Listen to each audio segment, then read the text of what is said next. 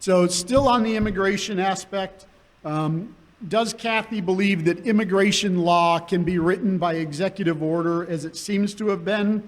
And what are her beliefs on whether all executive orders should be approved by Congress within a certain time period? And does she support completion of the wall on the border between U.S. and Mexico? Okay, I think I've answered the border wall question. That seems to be the crux of it. But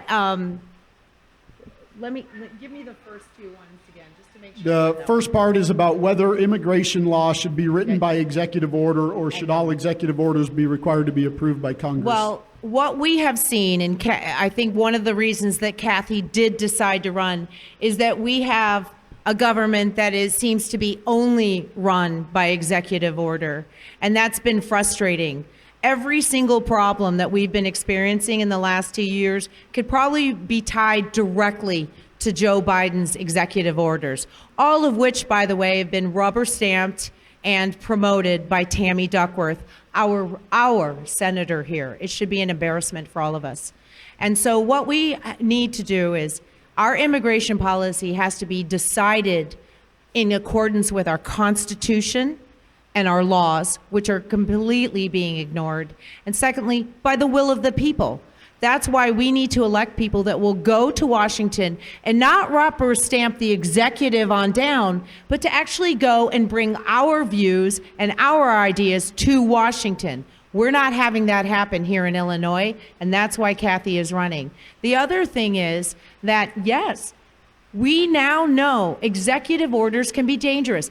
Not all executives do have some privilege. They get to pardon people and things like that. There's some good things that executives get to do.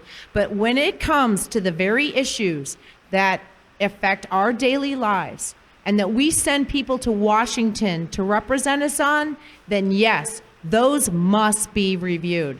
So Kathy is adamant that we send a senator that will actually represent Illinois and will not rubber stamp the executive whims that come out of this kind of administration. Thank you very much.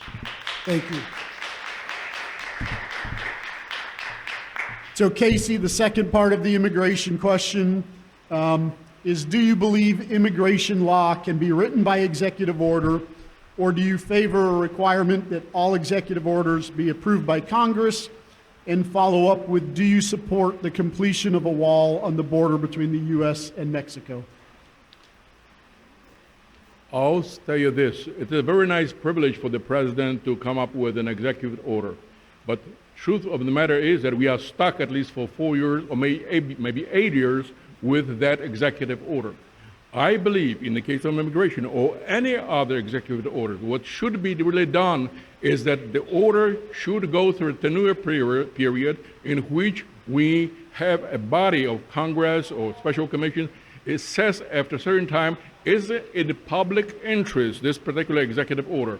Because if it's totally counter to what 80% of us think or would like to do, we have to change that. So I would like to have either the Congress or special commission this particular power to reverse the course after some duration of time agreed upon, because it is unthinkable, unconscionable that we can be stuck with something that nobody wants.